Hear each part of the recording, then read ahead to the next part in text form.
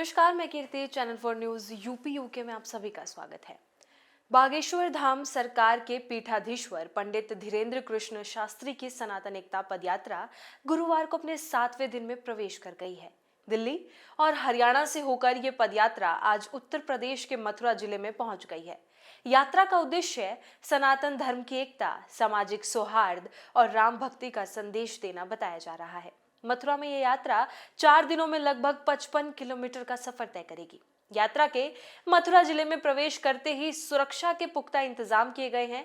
ASP अनुज चौधरी स्वयं सुरक्षा व्यवस्था की निगरानी कर रहे हैं। पदयात्रा में देश भर से आए भक्त शामिल हैं। अनुमान है कि लगभग 1 लाख श्रद्धालु इस यात्रा के साथ चल रहे हैं। यात्रा के दौरान जगह जगह पर स्वागत द्वार बनाए गए हैं और श्रद्धालु के लिए भोजन और विश्राम की व्यवस्था की गई है। पदयात्रा के दौरान हर तरफ जय श्री राम के जयकारे गूंज रहे हैं। भक्त ढोल नगाड़ों और शंख ध्वनि के साथ यात्रा में शामिल हैं। कई श्रद्धालु हनुमान, राम और सीता की वेशभूषा में नजर आए। अलग अलग राज्यों से आए भजन मंडलों ने यात्रा को आध्यात्मिक वातावरण से भर दिया है। हालांकि यात्रा के बीच पंडित धीरेन्द्र कृष्ण शास्त्री की तबीयत ने चिंता बढ़ा दी है। बुधवार को हरियाणा के पलवल में उन्हें अचानक चक्कर आ गया था। तापमान मापने पर उनका बुखार 100 डिग्री से अधिक पाया गया। डॉक्टरों ने उन्हें आराम करने की सलाह दी, लेकिन उन्होंने दवा लेकर थोड़ी देर विश्राम किया और फिर यात्रा जारी रखी। गुरुवार को दोबारा यूपी हरियाणा बॉर्डर के पास उनकी तबीयत बिगड़ी। वे सड़क पर ही लेट गए। आसपास मौजूद भक्तों ने उन्हें तुरंत संभाला और गमछे से हवा की। कुछ देर बाद वे उठकर बैठे और अचार के साथ पराठा खाया। भक्तों के मुताबिक यात्रा की तीव्र गति और लगातार भीड़ के कारण शास्त्री जी को थकावट और गर्मी से परेशानी हुई। फिर भी उन्होंने पदयात्रा को रोकने से इनकार कर दिया है और कहा कि ये यात्रा सनातन की शक्ति और एकता का प्रतीक है, इसलिए इसे रुकना नहीं चाहिए।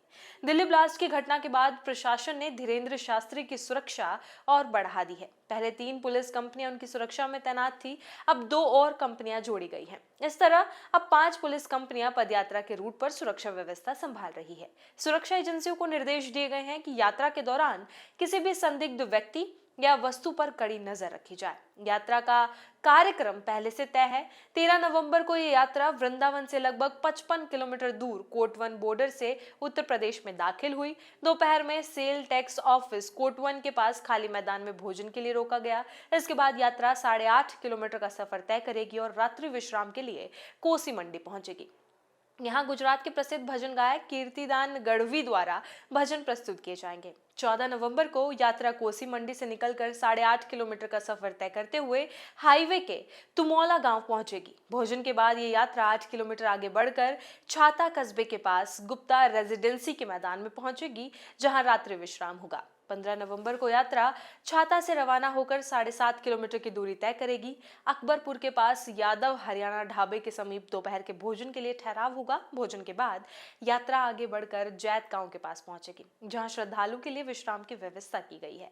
16 नवंबर को यात्रा का सबसे महत्वपूर्ण पड़ाव होगा। इस दिन कुल 17 किलोमीटर की दूरी 2 चरणों में तय की जाएगी। सुबह यात्रा 8.5 किलोमीटर चलकर चारधाम मंदिर पहुंचेगी, जहां दोपहर का भोजन किया जाएगा। इसके बाद शाम को यात्रा बांके बिहारी मंदिर की ओर बढ़ेगी। धीरेन्द्र कृष्ण शास्त्री स्वयं बांके बिहारी जी के दर्शन करेंगे और वहां भक्तों के साथ आरती करेंगे।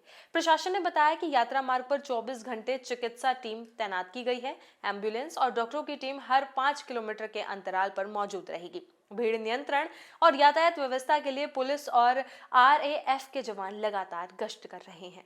इसी तरह के अपडेट्स जानने के लिए बने रहें चैनल 4 न्यूज यूपी के साथ और वीडियो को लाइक, शेयर और चैनल को सब्सक्राइब करना बिल्कुल ना भूलें।